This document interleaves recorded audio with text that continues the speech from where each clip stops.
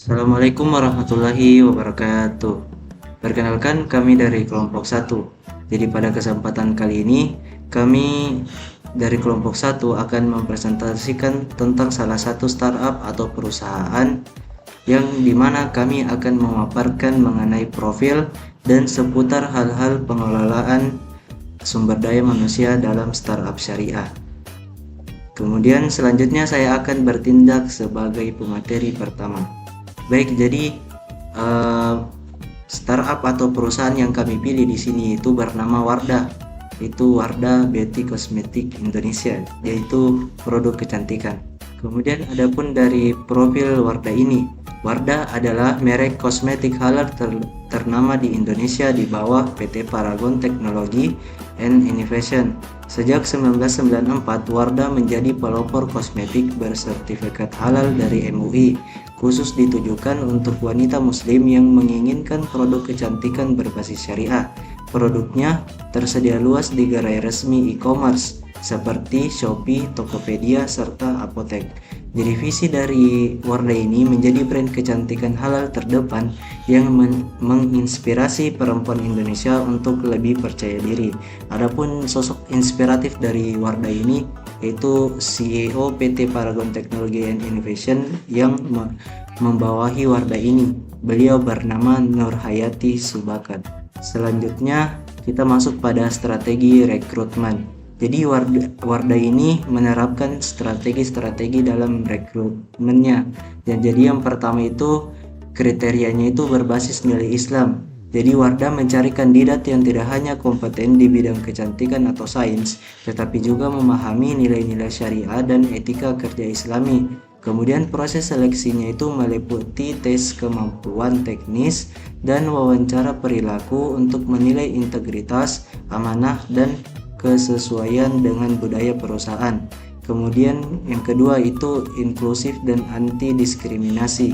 Jadi Wardah ini memberikan kesempatan yang sama bagi lulusan dari berbagai latar belakang, termasuk pesantren dan universitas umum. Contohnya seperti program magang untuk mahasiswa perguruan tinggi Islam seperti UIN dan STAIN. Kemudian yang ketiga, employer branding syariah. Jadi menonjolkan Wardah sebagai tempat kerja yang berkah melalui kampanye di media sosial dan kampus, misalnya konten video tentang kesejahteraan karyawan dan work-life balance sesuai Islam. Selanjutnya itu pengelolaan karyawan. Dalam pengelolaan karyawan ini, Wardah menerapkan beberapa hal. Yang pertama itu sistem kompensasi syariah. Jadi gaji pokoknya itu dibayarkan tepat waktu sesuai hadis Nabi tentang upah itu dibayarkan sebelum keringat kering. Kemudian yang kedua itu insentif berbasis kinerja dan kontribusi. Jadi bonus atau bagi hasil dari proyek khusus. Kemudian memberikan fasilitas tambahan seperti asuransi syariah, tunjangan religius, contohnya dana haji, dan program kesejahteraan. Yang kedua, Wardah memberikan pelatihan dan pengembangan karyawan seperti pelatihan teknis yang berisi formulasi kosmetik halal dan pelatihan syariah seperti workshop bisnis Islam oleh DPS MUI. Kemudian memberikan program Wardah Academy untuk pengembangan karir perempuan. Yang ketiga, Wardah ini memberikan evaluasi kinerja yang holistik, tidak hanya menilai produktivitas tetapi juga menilai kedisiplinan, amanah, dan kontribusi sosial. Jadi metodenya itu dengan 360 degree feedback dengan pertimbangan nilai Islam, misalnya kejujuran dalam tim. Dan yang keempat itu Wardah memberikan lingkungan kerja yang islami seperti memberikan fasilitas musola, kajian rutin, dan fleksibilitas waktu untuk ibadah. Kemudian adanya juga budaya kerja yang kolaboratif, transparan, dan bebas dari eksploitasi sesuai prinsip keadilan Islam. Untuk materi selanjutnya akan dijelaskan oleh Mutmainah Nurul Irsyad. Kepada Mutmainah saya persilakan. Baik, terima kasih Pak Moderator untuk memberikan saya kesempatan untuk mempresentasikan yaitu mengenai sistem kompensasi dan kesejahteraan karyawan dalam bisnis syariah. Yang pertama itu mengenai sistem kompensasinya. Yang pertama itu adalah gaji pokok dan tunjangan yang adil, yaitu dengan ditentukan berdasarkan beban kerja, posisi, dan standar industri, dan juga disesuaikan dengan prinsip al-adl, yaitu keadilan, dan al-kifayah, yaitu kecukupan. Dan yang ketiga, diberikan secara tepat waktu sesuai dengan hadis Nabi. Dan yang kedua itu, dari segi kompensasinya ada bonus berbasis kinerja. Sistem intensif dilakukan secara transparan dan indikatornya juga jelas. Tidak ada spekulatif atau tidak pasti untuk menghindari garar, misalnya bonus untuk capai target tim, bukan individu semata. Dan yang terakhir itu berdasarkan performa individu dan tim atau performance based. Dan selanjutnya ialah bagi hasil untuk karyawan tertentu. Untuk posisi tertentu atau proyek kemitraan strategis, Wardah dapat menggunakan sistem profit sharing sebagai bentuk partisipasi terhadap hasil usaha atau mirip dengan musyarakah. Dan yang terakhir yaitu program dana sosial karyawan. Sejumlah unit Wardah memiliki skema internal wakaf, sedekah, ataupun bantuan bencana untuk membantu sesama karyawan dan masyarakat. Selanjutnya itu pada kesejahteraan dari karyawan dalam bisnis syariah terkhusus dalam Wardah ini. Yang pertama itu spiritual dan mental well-being, yaitu pertama fasilitas ibadah yang memadai seperti musola yang luas dan juga waktu sholat yang tetap terjaga. Dan yang selanjutnya kajian rutin dan employed spiritual empowerment program atau ESPE, dan juga tersedia konseling dan support group untuk kesehatan mental dan serta kesehatan dan keluarga, baik dari segi BPJS Kesehatan dan Ketenagakerjaan. Ada juga klinik internal di kantor pusat serta cuti melahirkan ataupun cuti karena kepentingan keagamaan. Dan selanjutnya ada juga dukungan finansial syariah, yaitu pertama itu berkaitan dengan pinjaman untuk karyawan yang mana tidak mengandung unsur sistem bunga ataupun riba. Dan yang kedua itu tunjangan hari raya atau THR yang diberikan sesuai ketentuan pemerintah, tapi juga dipandang sebagai bentuk hak karyawan secara syariah, apalagi terutama menjelang Idul Fitri. Dan yang terakhir itu untuk pengembangan diri, yang mana Wardah memiliki leadership academy untuk mengembangkan potensi karyawan menjadi pemimpin masa depan. Dan yang ketiga pelatihan rutin baik soft skill ataupun hard skill-nya, serta yang terakhir beasiswa pendidikan baik lanjutan untuk karyawan. Namun dikala pengembangan dari Wardah ini tidak luput dari tantangan dalam pengelolaan SDM, yaitu yang pertama adalah menjaga konsistensi nilai syariah di tengah tuntutan bisnis. Tantangan utama adalah bagaimana tetap menjalankan prinsip syariah yaitu adil, amanah ataupun ihsan saat tekanan pasar dan target pertumbuhan yang tinggi. Misalnya mengejar target penjualan besar tanpa harus mengeksploitasi tenaga kerja ataupun melanggar waktu ibadah. Dan yang kedua itu minimnya SDM yang paham syariah dan profesional. Tidak semua talenta muda paham prinsip-prinsip bisnis syariah dan memiliki skill digital atau industri sekaligus.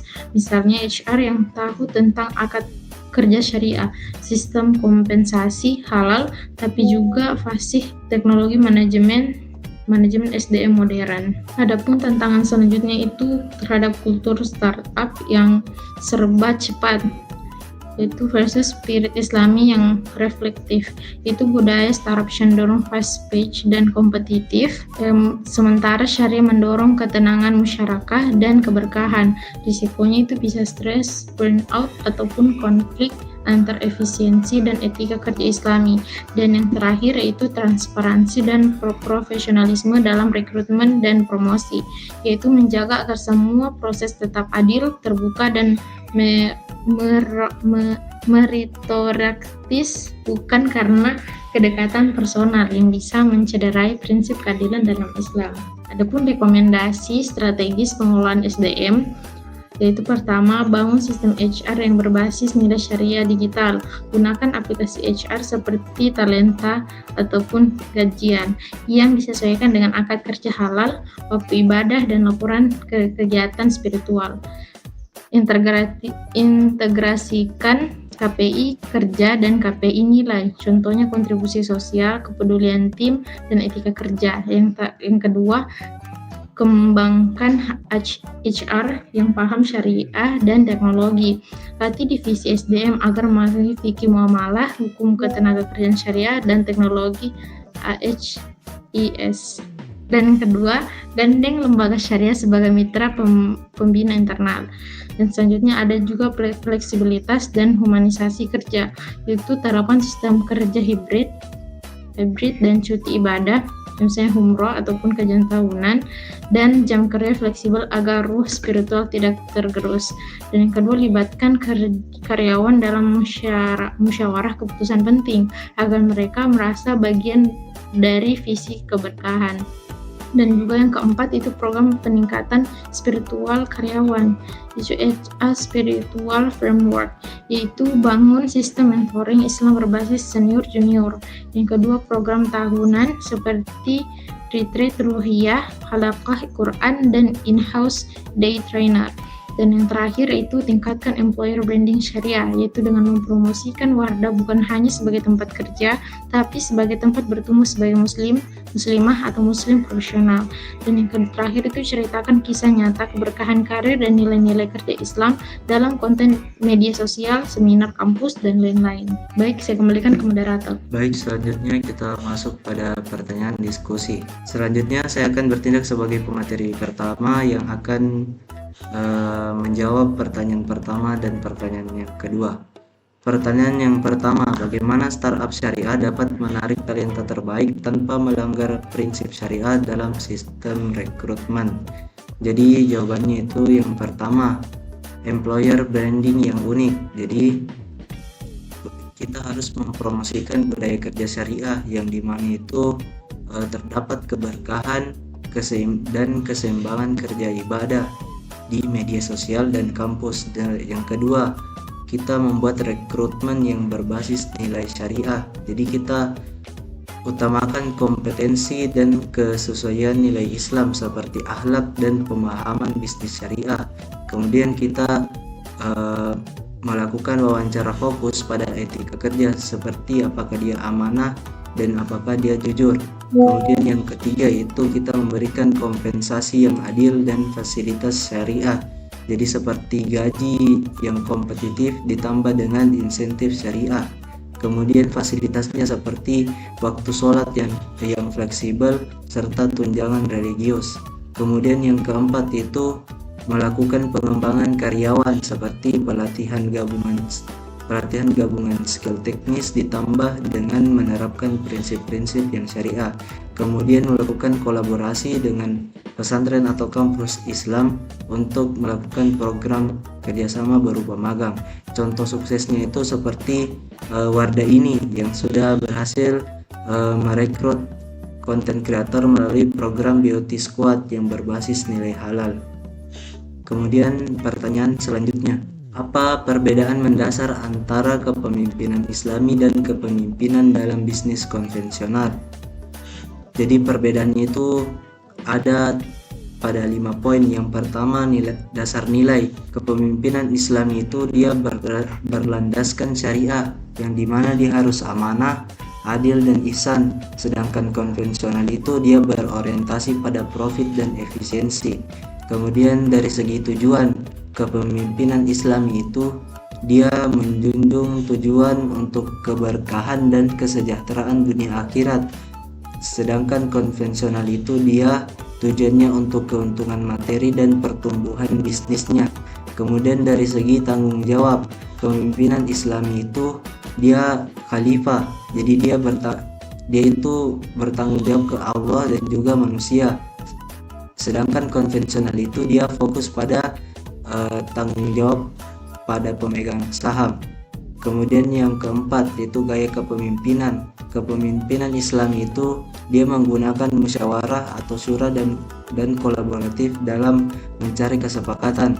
Sedangkan konvensional yaitu hierarki dan target oriented. Jadi dia harus dengan target yang harus dicapai. Kemudian poin yang kelima itu motivasi kerja.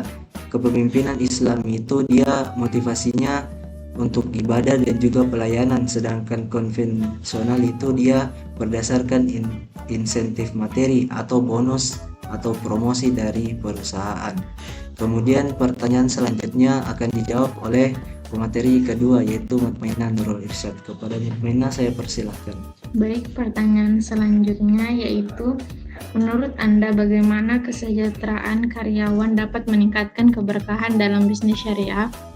Yaitu yang mana kesejahteraan karyawan sama dengan sumber keberkahan dari bisnis syariah itu sendiri. Yang mana yang pertama itu landasan syariah. Karyawan yang sejahtera mendapatkan ridha Allah itu sesuai pada Quran surah Ibrahim ayat 7 dan meningkatkan produktivitas, dan juga berdasarkan hadis Nabi, berikan upah sebelum keringat kering. Hadis riwayat Ibnu Majah, yang mana ini juga menjadi prinsip dasar. Dan yang kedua itu praktik nyata, yaitu upah yang adil, gaji tepat waktu ditambah dengan insentif syariah, yaitu bagi hasil. Dan yang kedua itu dari segi fasilitas, yaitu tunjangan religius, baik itu seperti dana haji, musola, dan lingkungan kerja halal.